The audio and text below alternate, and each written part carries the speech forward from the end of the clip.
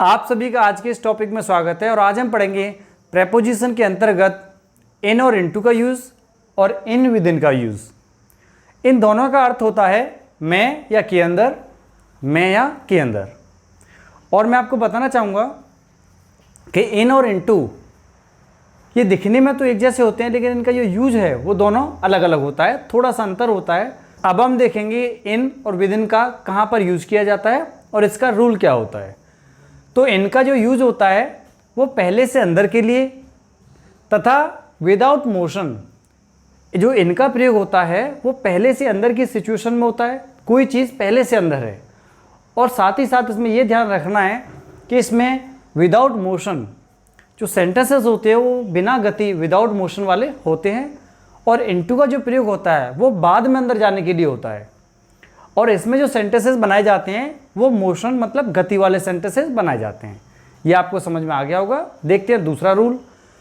दूसरा रूल है हमारा इन और विद इन का।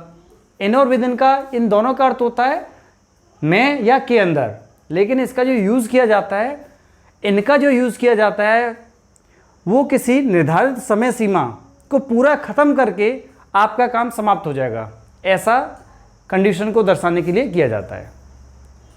और विद इन का जो प्रयोग किया जाता है वो निर्धारित समय सीमा के स्टार्टिंग में ही, मतलब शुरुआत में ही आपका जो काम है वो ख़त्म हो जाएगा। इस तरह से सेंटेंसेस को दर्शाने के लिए बनाया जाता है। देखते हैं कुछ एग्जाम्पल जिसके माध्यम से आपको अच्छी तरह समझ में आ जाएगा कि इन और इनटू और इन विद इन का प्रयोग कैसे किया जाता है। देखते हैं कुछ एग्जाम्पल। देखते हैं पहला example, I am bathing in the river. मैं नदी में नहा रहा हूँ। इस सेंटेंस के माध्यम से मैं आपको बताना चाहूँगा कि इस सेंटेंस में ये बताया जा रहा है कि कोई व्यक्ति नदी में चला गया है और नदी में जाकर फिर नहाने लगा है, मतलब व्यक्ति पहले से ही नदी के अंदर है। ऐसी स्थिति को दर्शाने के लिए हम इनका प्रयोग करेंगे। इसी सेंटेंस में अगर मैंने बोला आई जंप्ड इनटू द रिवर, मैं नदी में कूद गया, तो नदी में जब कूदेगा कोई व्यक्ति तो आपको सेंटेंस से ही पता पड़ रहा है कि इसमें एक तो गति हो रही है, मोशन हो रहा है, साथ ही साथ बाद में व्यक्ति कूदा है। आई जंप्ड इनटू द रिवर, वो नदी में कूदा है, मतलब पहले से नदी में नहीं है, वो कूदा है नदी में। तो ये दर्शाने के लिए हम इनटू का प्रयोग करते हैं। दूसरा example, I am in the room, मैं कमरे में हूं, मतलब मैं कमरे में आ गया हूं और पहले से ही कमरे के अंदर हूं। दूसरा example, I am going into the room, मतलब मैं रूम में जा रहा हूं। तो यहां देखिएगा, अगर मैं पहले से रूम में हूं तो इन, और अगर मैं रूम में जा रहा हूं मतलब आप बाद में जा रहे हो तो इनटू।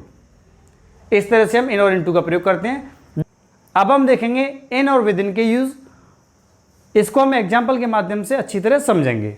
तो देखते हैं example, I complete my work in this month. इसका अर्थ होता है मैं अपना काम एक महीने के अंदर समाप्त कर दूंगा। तो मतलब महीना होता है 30 से 31 तारीख का, 30 से 31 दिन उसके अंदर होते हैं। तो मतलब मैं अगर इनका प्रयोग करता हूं कि मैं महीने के अंदर काम समाप्त कर दूंगा, इन दिस मंथ या इन द मंथ, तो इसका अर्थ हुआ कि 27, 28, 29, 30 इतने दिन लगभग वो ले लेगा और आपका काम समाप्त कर देगा।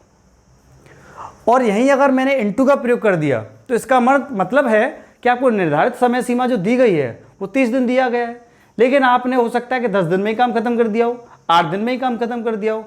तो ऐसी स्थिति अगर आपके सामने आती है तो आप विद इन लगाएंगे। आपने निर्धारित समय सीमा का पूरा उपयोग कर लिया तो इन, और निर्धारित समय सीमा का थोड़ा सा हिस्सा आपने यूज़ किया, थोड़ा सा ही समय आपने यूज़ किया तो विद इन।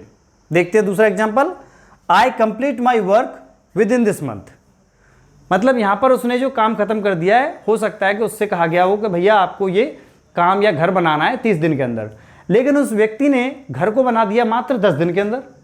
तो कहेगा तो यही ना कि मैंने महीने के अंदर काम समाप्त कर दिया, लेकिन भले ही उसने काम जो समाप्त किया है वो 10 दिन में ख़त्म कर दिया है। और अगर मैं कहूँ कि मैंने 30 दिन में काम खत्म कर दिया, 28 दिन में काम खत्म कर दिया, तब भी ये महीने के अंदर ही काम खत्म किया गया है। और यहाँ पर आप इनका प्रयोग करेंगे। अब हम देखेंगे लास्ट एग्जाम्पल। हमारा लास्ट एग्जाम्पल है, there are 50 students in the class. कक्षा में 50 छात्र हैं।